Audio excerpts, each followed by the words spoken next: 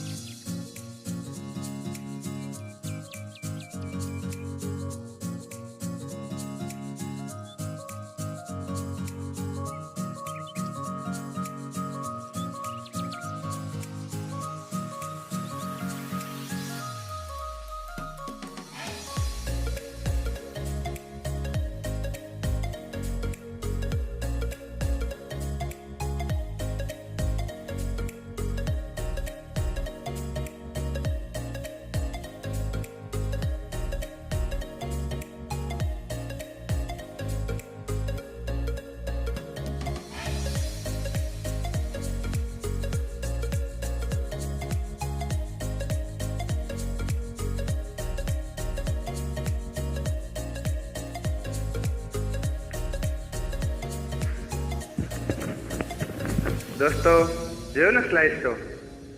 જીવનના દરેક પલ, સવારે વહેલા ઉઠો અને સાંજે સુવો ત્યાં સુધીમાં હરેક દિવસ એટલે કે દરેક દિવસ કાંઈક તમારા જીવનમાં ચેન્જ લાવે. કાંઈક જાણવા જેવું હોય, કોઈ સ્ટ્રગલ બાબતમાં હોય કે પછી કોઈ સેવા કે કાર્ય હોય કે ઘર પરિવારના પાઠ હોય, એટલે હરેક દિવસ જીવન માટે ઉપયોગી છે. એટલે એ રીતના જ્ઞાન તમારી જે ખોપરી છે, મગજ એટલે કે તમારું મેમરી કાર્ડ, ભગવાને કેવી લીલા કરી જો દોસ્તો. મોબાઈલ મેમરી કાર્ડ તો ફિક્સ હોય 128 GB કે 62 GB, પણ ભગવાને જે આપણા મગજનું જે મેમરી કાર્ડ આપ્યું છે અનલિમિટેડ આપ્યું છે. યાદ કેમ રાખવું, આ મેમરી કાર્ડમાં સ્ટોર કેમ રાખવું, એ તમારી કાબલિયત, યાદશક્તિ, સ્ફૂર્તિ, એકાગ્રતા પર આધાર છે.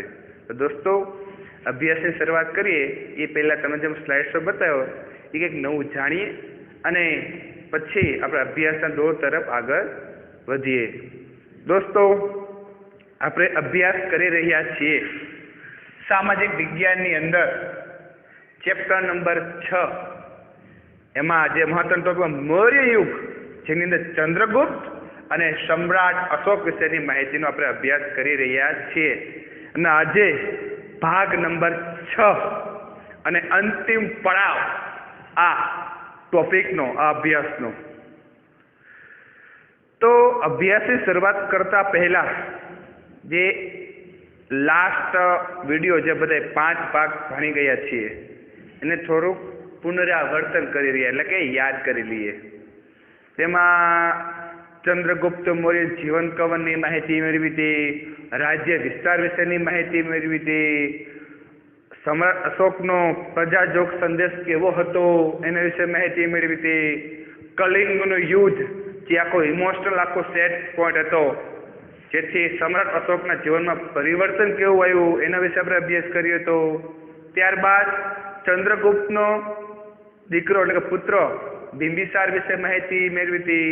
પછી એનો પુત્ર સમ્રાટ અશોક વિશેના જીવન કવન, પરિવર્તન અને ધર્મ પરિવર્તન વિશે માહિતી મેળવી હતી અને ધર્મ પ્રચારક તરીકે સમાજને પ્રજાને શું સંદેશો આપ્યો એ સંદેશા વિશે માહિતી મેળવી હતી અને જૂનાગઢનો જે પુરાવા તરીકે જે શિલાલેખ છે અશોક શિલાલેખ આ રીતના અલગ અલગ આપણે માહિતી મેળવી હતી. અને આજનો અંતિમ ભાગ આ વિષયાંગનો જેમાં મહત્વનો મુદ્દો છે પાઠ 6 ભાગ 6 જેમાં મૌર્ય યુગનું વહીવટી તંત્ર કેવું હતું અને પોઈન્ટ નંબર 2 તે સમ્રાટ અશોકના ઉત્તરાધિકારીઓ તથા મૌર્ય વંશનું પતન કઈ રીતના થયું, કઈ રીતના બદલાવ આવ્યો એના વિશેનો આજે અંતિમ પડાવ આજના અભ્યાસમાં કરવાનો છે. દોસ્તો આશા રાખું કે હેન્ડસ્ફ્રી કે હેડફોન ભરાવેલો હશે અને બધે રેડી હશો અને એકાગ્ર મને આ વિડીયો જોવાનો કંઈક કામ હોય તો પહેલાં એક કામ પતાવી નાખવાનું, કારણ કે યુટ્યુબના આ પડેલો જે છે વિડીયો એ તમે ગમે તે જોઈ શકો, પણ જ્યારે નહીં આપી દો મારી આ 20-25 મિનિટનો વિડીયોની શાંત એક જ ધારું ભણવાનું, પછી બીજું વર્ક અધૂરું છે એ પહેલાં પૂરું કરી દેવાનું કે પછી કરવાનું, પહેલાં અભ્યાસ. ઓકે રેડી દોસ્તો? તો સ્ટાર્ટ કરીએ. મૌર્ય યુગનું વહીવટી તંત્ર આ ટોપિક વિશે આપણે અભ્યાસ કરીએ. ચંદ્રગુપ્ત મૌર્યે વિશાળ સામ્રાજ્યનું નિર્માણ કર્યું. દોસ્તો તમને નકશો પણ બતાવ્યો તો મૌર્ય યુગનો નકશો કે કેવડું મોટું આલિશાન સામ્રાજ્ય ઊભું કર્યું હતું. વિચાર કરો, સંતાનોના સંતાન ચંદ્રગુપ્ત મૌર્ય એવો રાજા, એનો સંતાન બિંબિસાર પણ એવો થયો અને એનો સંતાન મહાવીર ચક્ર પણ કહી શકાય, મહારથી પણ કહી શકાય, સમ્રાટ અશોક પણ એવો થયો. તેનો વિસ્તાર સમ્રાટ અશોકે કર્યો. વિશાળ મૌર્ય સામ્રાજ્યના વિભાગ પાડી તેનો સુવ્યવસ્થિત વહીવટ ચલાવવા માટેનું આયોજન ચંદ્રગુપ્તના મુખ્યમંત્રી અને પ્રખર રાજનીતિજ્ઞ વિષ્ણુગુપ્ત એટલે કે ચાણક્ય અને જેને આપણે કૌટિલ્ય પણ કહી શકીએ એના દ્વારા આખું આયોજન કરવામાં આવ્યું. આ સમયમાં વહીવટી તંત્રના એટલે કે મૌર્ય યુગના સમયકાળ દરમિયાન વહીવટી તંત્રના 3 ભાગ પાડવામાં આવેલા હતા. એ 3 ભાગ કેવા છે એ તમે જોવા આ છબીની અંદર. તો આ તમે જોઈ રહ્યા છો મૌર્ય યુગનું વહીવટી તંત્ર. તમે જુઓ છો 3 ભાગમાં તમને દેખાઈ રહ્યું છે, જેમાં અ એટલે કે કેન્દ્રીય વિભાગ, બી એટલે પ્રાંતીય વિભાગ અને ક એટલે પ્રાદેશિક વિભાગ. પણ આપણે જો વર્તમાનમાં જોઈએ તો એ રીતના નાનાથી યાદ કરી, નાનું એટલે ગામડાથી જેમાં સરપંચ આવે, પછી તાલુકા વિભાગ આવે, પછી જિલ્લા વિભાગ આવે, પછી રાજ્ય વિભાગ આવે, પછી કેન્દ્ર શાસિત આવે. પણ આ ઈ સમયકાળ દરમિયાન છે જે મૌર્યકાળ હતો તે સમયમાં, જેની અંદર તમને દેખાઈ રહ્યું છે 3 ભાગ, કેન્દ્રીય, પ્રાંતીય અને પ્રાદેશિક એટલે કે સ્થાનિક સરકાર. એમ પ્રાદેશિકને આપણે સ્થાનિક સરકાર પણ કહી શકીએ. તેમાં પહેલો ટોપિક લઈએ કેન્દ્રીય વહીવટી તંત્ર. તો એ સમયકાળ દરમિયાન કેન્દ્રીય વહીવટી તંત્ર કેવી રીતના ચલાવવામાં આવતું હતું હવે જોઈએ. સમ્રાટ એટલે કે જે એ સમયકાળ દરમિયાન જે તે રાજાને પોતાના નામથી ઉપમા હોય છે, કોઈ મહારાજા કહે, કોઈ શહેનશાહ કહે, કોઈ સમ્રાટ કહે, કોઈ રાજાધિરાજ કહે, છે તે રાજ્યની ઉપમા. તો આપણે ઉપમા તરીકે સમ્રાટ એટલે કે રાજા શાસન વ્યવસ્થામાં કેન્દ્ર સ્થાને હતો, જે રાજા સર્વોપરી હતો. એનો મતલબ એ થાય કે ત્યારે લોકશાહી નહોતી, એક હતું શાસન હતું જે રાજાશાહી તરફ, જેને રાજાશાહી કહેવાય. કે સમ્રાટ એટલે કે રાજા શાસન વ્યવસ્થામાં કેન્દ્ર સ્થાને હતો. તે સામ્રાજ્યનો વહીવટી, લશ્કરી અને ન્યાય તંત્રનો વડો હતો, જેને આપણે હેડ કહી શકીએ.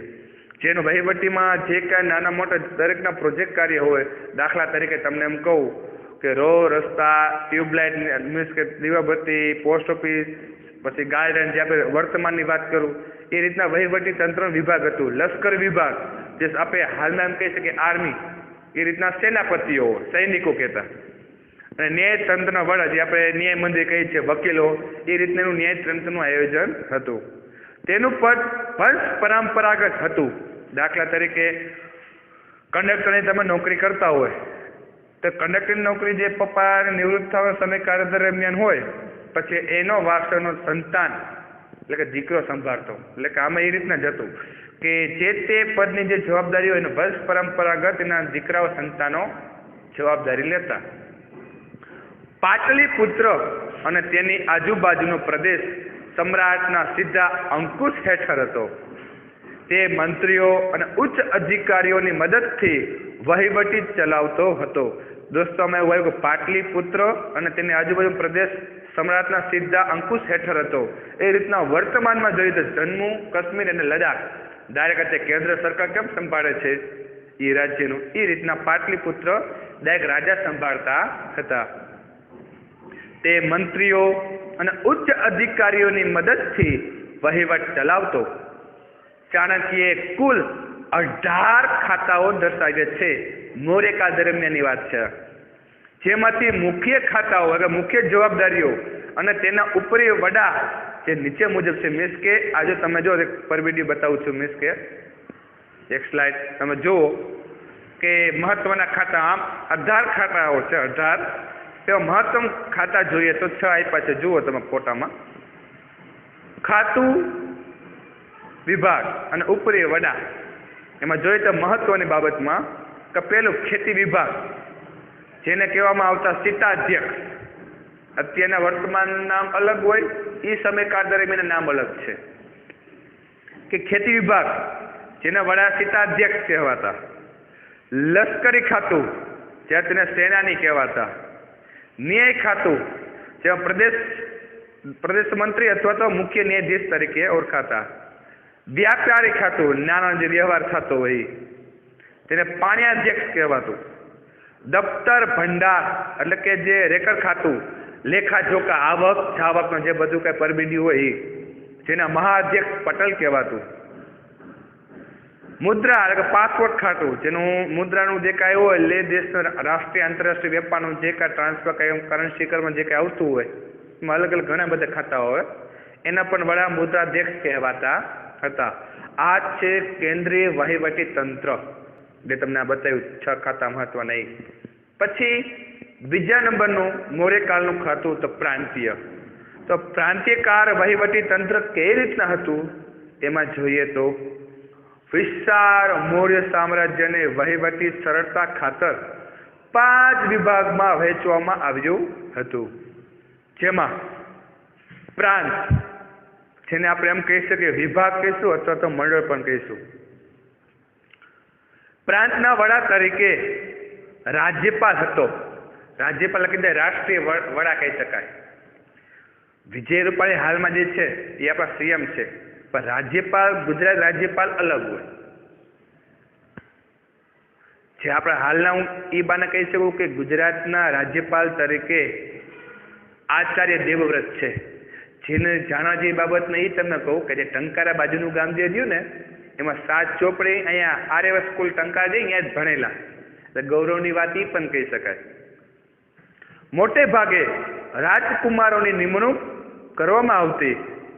રાજ્યપાલનું કાર્ય સમગ્ર પ્રાંતમાં શાંતિ વ્યવસ્થાની જાળવણી કરવી, કરવેરા ઉઘરાવવા, રાજાના આદેશોનું પાલન કરાવવું અને પ્રાંતમાં બનતા બનાવોથી સમ્રાટને સતત વાકેફ રાખવાનું. દોસ્તો અમે 2-3 મહત્વના પોઈન્ટમાં કહું તો કે કરવેરા ઉઘરાવવા. હવે જો ગામડામાં જે રહેતા હોય ને વાત કહું, ગામડામાં કરવેરો ઓછો, મીન્સ કે અત્યારે આમ કહે તો જે પાણીનો વેરો, મકાન વેરો, લાઇટ વેરો આવે. સિટીમાં આપણે એ પ્રમાણે એનું બજેટ થોડું મોટું હોય, યુનિટ વેરો, લાઇટ વેરો, પાણી વેરો ને અલગ અલગ વેરા આવે જે વર્ષના અંતમાં દેવામાં આવે છે. અહીંયા નગરપાલિકાને હોય તો અહીંયા સરપંચને દેવામાં આવે છે. પછી રાજાના આદેશોનું પાલન કરાવવું. કોઈ રાજા એમ કે આ પ્રાંતની અંદર એટલે આ વિસ્તારની અંદર કે આ શહેરની અંદર આ વસ્તુ આમ કરવાની છે, એમાં શું સુધાર આવ્યો, કોણ રાજ્યપાલ છે, કોને અમે હેડ આપવું, કોણ સેનાની આપવું, દરેકનું વિચાર શક્તિ નિયમોનું પાલન કરાવવું, દરેકનો હેડ તરીકે જે રાજા કે એમાં એનું પાલન થતું હોય. આ બે મહત્વના ટોપિક છે પ્રાંતીય વહીવટતંત્ર. બાકી બધા ઇઝી ટોપિક હતા. પોઈન્ટ નંબર 3 કેન્દ્રીય અભ્યાસક્રમો પ્રાંતીય, ત્યારબાદ મહત્વનો હોય સ્થાનિક એટલે કે પ્રાદેશિક આપણે કહીશું. હવે એનું વહીવટી તંત્ર જોઈએ તો કે વહીવટી સરળતા માટે કોઈ પણ પ્રાંતને આહાર એટલે આપણે હાલમાં કહીએ તો જે જિલ્લા વિભાગ કહેવાય, મોરબી જિલ્લાનો જે સ્થાનિક આપણે ગણીશું સ્થાનિક વિસ્તાર, મોરબી જિલ્લા પર સ્થાનિક તરીકે એક્ઝામ્પલ તરીકે લેશું. અને આહાર પ્રદેશ એટલે કે જિલ્લા નીચે એક પોઈન્ટ. મોરબી જિલ્લાના કેટલા તાલુકા? મોરબી જિલ્લાના 4. તો જિલ્લા નીચેના જે તાલુકા છે એ સમયકાળ દરમિયાન એમ કહેવાતું સંગ્રહણ એટલે કે આ તાલુકા વાઇઝ વહેંચવામાં આવતો હતો. આહારનો અધિકારી એટલે કે તાલુકા અધિકારી, રાજુ એટલે કે જે સ્થાનિકો એટલે કે જિલ્લો, અને પ્રદેશનો અધિકારી પ્રાદેશિક કહેવાતો.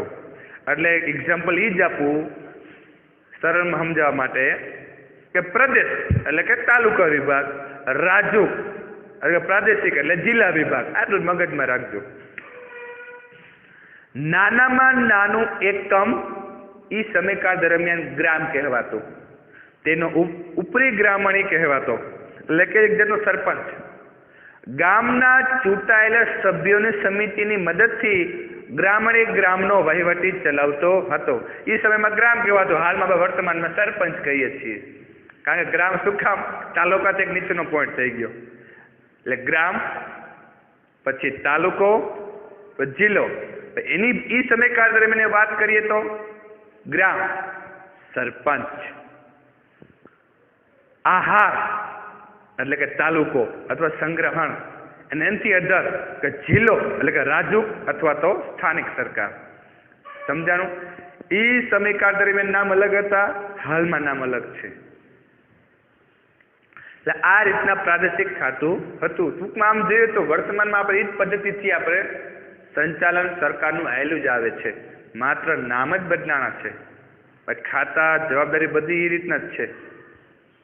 ત્યારબાદ બીજો ટોપિક કે સમ્રાટ અશોકના ઉત્તરાધિકારીઓ તથા મૌર્ય વંશનું પતન કઈ રીતના થયું એ વિશે આપણે અંતિમ પડાવ અને અંતિમ ચરણ તરફ પહોંચી ગયા છીએ.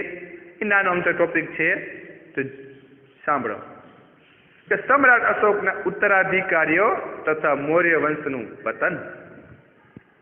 દોસ્તો, કોઈ પણ રાજા સારામાં સારો હોય, દાખલા તરીકે રાજાઓની વાત કરીએ તો પૃથ્વીરાજ ચૌહાણ, ચંદ્રગુપ્ત મૌર્ય, સમ્રાટ અશોક, ત્યારબાદ રાણા પ્રતાપ, એક મેવાડનો રાજા, એક સારા રાજા તરીકે જે કહેવાય રાજાઓ ભારત દેશની અંદર, મને હું જાણું છું તે રાજાનું નામ યાદ કરીએ.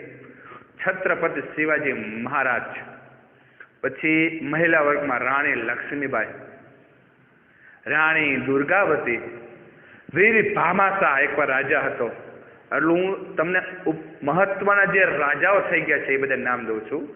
એ રાજાઓ બધા હાલમાં શું કામ યાદ કરીએ છીએ? કારણ કે એ સમયકાળ દરમિયાન રાજાઓ કંઈક સારા કાર્ય કરી રહ્યા છે, પરિવારના, સમાજના, વહીવટી તંત્રના કે ભારત દેશે રક્ષા કાર્ય, રક્ષા ભૂમે સારા કાર્ય કર્યા હોય અને હાલની તકમાં આપણે યાદ કરીએ છીએ. પણ દરેક એક રાજાનું, રાજા હોય કે મહારાજા હોય કે વડાપ્રધાન હોય કે હું કે તમે કોઈ પણ હોય, પૃથ્વીમાં અવતાર લીધો છે તો એક દિવસ હરિના ધામમાં જવાનું જ છે. પણ જન્મથી મૃત્યુ સુધીમાં જે સારા કામ કરી ગયા એ સમાજ યાદ કરે છે, અને એના પુસ્તકો, લેખો ચોપડીમાં કે ગૂગલમાં ગમે ત્યાં સાહિત્ય તરીકે તમે જોઈ શકો છો. તો જોઈએ હવે, સારા કામ કર્યા પણ પતન તો કોઈ પણ થવાનું છે, સ્વાભાવિક છે. સમ્રાટ અશોકના ઉત્તરાધિકારીઓ તથા મૌર્ય વંશનું પતન. સમ્રાટ અશોકના મૃત્યુ બાદ તેના ઉત્તરાધિકારીઓ વિશે જોઈએ તો બ્રાહ્મણ, જૈન અને બૌદ્ધ ગ્રંથમાંથી જુદી જુદી માહિતી મળે છે. દોસ્તો, આપણે ભાગ નંબર 2 માં જોયું હતું કે સંદર્ભ સાહિત્ય તરીકે મૌર્યકાળના યુગ દરમિયાન કેવું વહીવટી તંત્ર હતું, રાજાશાહી કેવું હતું, તે સંદર્ભ પુસ્તકો તરીકે તમને 6 પુસ્તકો બતાવ્યા હતા. બરોબર? એટલે એ રીતના આમાં ઉત્તરાધિકારીઓ તરીકે સમ્રાટ અશોકની બાબતની વાત છે. ચંદ્રગુપ્ત નહીં, સમ્રાટ અશોકની વાત છે. એના ઉત્તરાધિકારીઓ વિશેની માહિતી કેવા મળશે? બ્રાહ્મણ, જૈન અને બૌદ્ધ ગ્રંથમાંથી જુદી જુદી માહિતી મળી આવે છે. પુરાણોમાં આપેલી માહિતી મુજબ આપણે મુખ્ય 18 પુરાણ છે. વિષ્ણુ પુરાણ, શિવ પુરાણ, ભાગવત પુરાણ, એવા અલગ અલગ પુરાણો આવે. એટલે કે પુરાણોના આપેલી માહિતી મુજબ મૌર્ય વંશમાં થઈ ગયેલ કુલ 9 કે 10 રાજાઓએ કુલ મળી 137 વર્ષ શાસન કર્યું હતું. એટલે એમ કહી શકે કે મૌર્યકાળ 137 વર્ષ ચાલ્યો કહેવાય. બૌદ્ધ ગ્રંથોમાં જણાવ્યા મુજબ અશોક પછી અનુક્રમે યાદ કરીએ મૌર્યકાળની શરૂઆત ચંદ્રગુપ્ત મૌર્ય, પછી એનો પુત્ર બિંબિસાર અને એનો પુત્ર મહારથી સમ્રાટ અશોક. આ મહારથીપાત પછી કોને સંચાલન કર્યું, એટલે કે હેડ તરીકે, રાજા તરીકે, એ બધા નામ બતાવું છું નામાવલી તરીકે. તો કૃણાલ, પછી આવ્યો સંપ્રતિ, પછી આવ્યો સાલિસુ, પછી આવ્યો જયલોક, પછી આવ્યો દશરથ, પછી આવ્યા દેવભર્મા, પછી આવ્યો સતધન્વા અને અંતમાં બૃહદ્રથ રાજાઓ થઈ ગયા. આ જે વાત કરી એક પછી એક પેઢી દર પેઢીની વાત છે રાજાઓ મૌર્યકાળની, જે સમ્રાટ અશોકના ઉત્તરાધિકારી એક પછી જે ગાદીપતિ કહી શકાય. મૌર્ય વંશના અંતિમ રાજા કહીએ, મૌર્ય વંશનો પ્રથમ રાજા કોણ? તો ચંદ્રગુપ્ત મૌર્ય. મૌર્ય વંશનો અંતિમ રાજા તો કોણ? રાજા બૃહદ્રથ, જે નિર્મળ શાસનનો લાભ લઈને તેના જ સેનાપતિ પુષ્યમિત્ર શુંગે લશ્કરી કવાયત જોવાના બહાને બોલાવી તેની હત્યા કરી. ગમે તેવો સારો રાજા હોય પણ એક કપટ, એક પાપી, એક ષડયંત્ર વાળો સેનાપતિ કે એનો ભાઈ કોઈ પણ હોય, એક ખરાબ વ્યક્તિ આવી જાય એટલે સારામાં સારા રાજા, સારામાં સારા શાસનનું, સારામાં સારો વહીવટી તંત્રનું પતન થઈ જાય છે. કહેવાય છે ને, પરિવાર સુખ સંપત્તિ આનંદદાયી હોય પણ એક વ્યક્તિ એમાં ખરાબ ખોટ ખાપણ મિસકે તો ઊંધી વિચારવાળો હોય એટલે પરિવારનું જીવન ધોરણ બગાડી નાખે છે. એટલે આમાં એ જ કહેવા માંગુ છું કે મૌર્યકાળનો અંતિમ રાજા બૃહદ્રથનું નિર્મળ શાસન તો કાચું શાસન હશે. એટલે સેનાપતિ એને એમાં ટૂંકમાં ષડયંત્ર કર્યું કપટ નીતિથી અને લશ્કરી કવાયત દ્વારા, એટલે કે લશ્કરી સેના દ્વારા દગાથી એને મારી નાખેલો, હત્યા કરી નાખી. એટલે આ રીતના આમ ઈસવીસન પૂર્વે 185માં પુષ્યમિત્ર શુંગે મગધની ગાદી પર શુંગ વંશની સ્થાપના કરી અને મૌર્ય વંશનો અંત આણ્યો.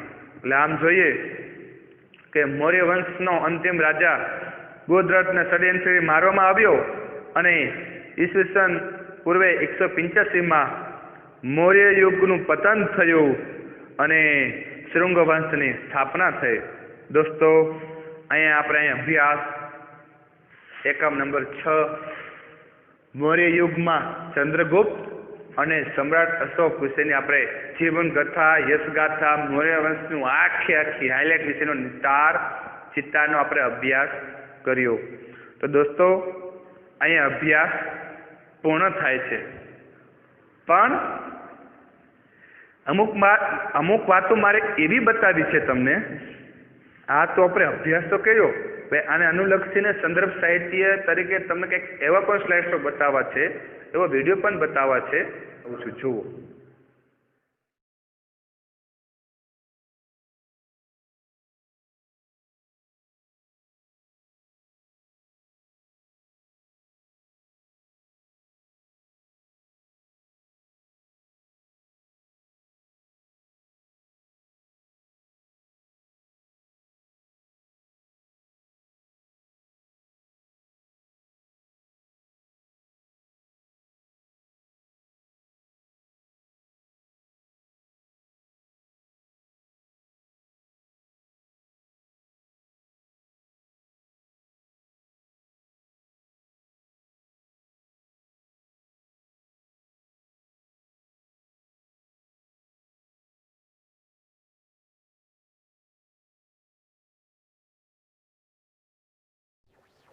चक्रवर्ती सम्राट अशोक ईसा पूर्व 304 से ईसा पूर्व 332 विश्व प्रसिद्ध एवं शक्तिशाली भारतीय मौर्य राजवंश के महान सम्राट थे। सम्राट अशोक का पूरा नाम देवानप्रिय अशोक मौर्य, राजा प्रियदर्शी, देवताओं का प्रिय था। उनका राजकाल ईसा पूर्व 269 से 232 ईस्वी पूर्व प्राचीन भारत में था। मौर्य राजवंश के चक्रवर्ती सम्राट अशोक ने अखंड भारत पर राज्य किया है तथा उनका मौर्य साम्राज्य उत्तर में हिंदू कुश की श्रेणियों से लेकर दक्षिण में गोदावरी नदी के दक्षिण तथा मैसूर तक तथा पूर्व में बांग्लादेश से पश्चिम में अफगानिस्तान, ईरान तक पहुंच गया था। सम्राट अशोक का साम्राज्य आज का संपूर्ण भारत, पाकिस्तान, अफगानिस्तान, नेपाल, बांग्लादेश, भूटान, म्यांमार के अधिकांश भूभाग पर था। यह विशाल साम्राज्य उस समय तक से आज तक का सबसे बड़ा भारतीय साम्राज्य रहा है। कलिंग युद्ध में हुई क्षति तथा नरसंहार से अशोक का मन बुरी तरह से ऊब गया था। वह अपने कृत्य को लेकर व्यथित हो चुके थे। इसी शोक से उबरने के लिए वह बुद्ध के उपदेशों के करीब आते गए और अंत में उन्होंने बौद्ध धर्म स्वीकार कर लिया। बौद्ध धर्म स्वीकारने के बाद उन्होंने उसे अपने जीवन में भी उतारने का प्रयास किया।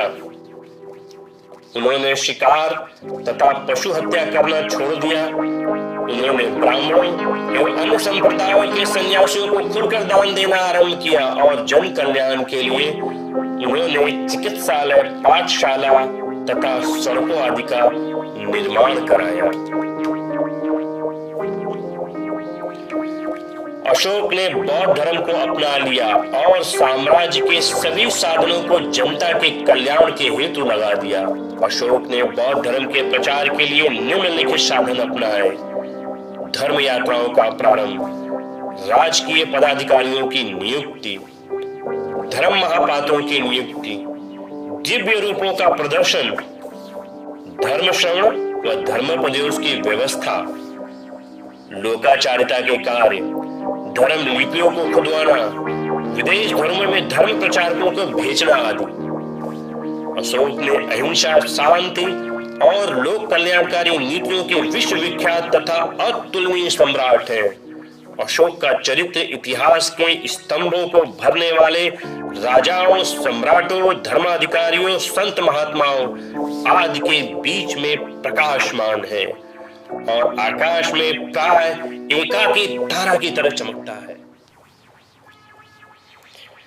सारनाथ में अशोक ने जो स्तंभ बनवाया था उसके शीर्ष भाग को सिंह चतुर्मुख कहते हैं। इस मूर्ति में 4 भारतीय सिंह पीठ से पीठ सटाए खड़े हैं। अशोक स्तंभ अब भी अपने मूल स्थान पर स्थित है, किंतु उसका यह शेष भाग सारनाथ के संग्रहालय में रखा हुआ है।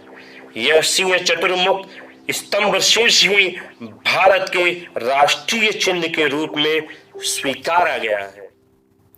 भारत का राष्ट्रीय ध्वज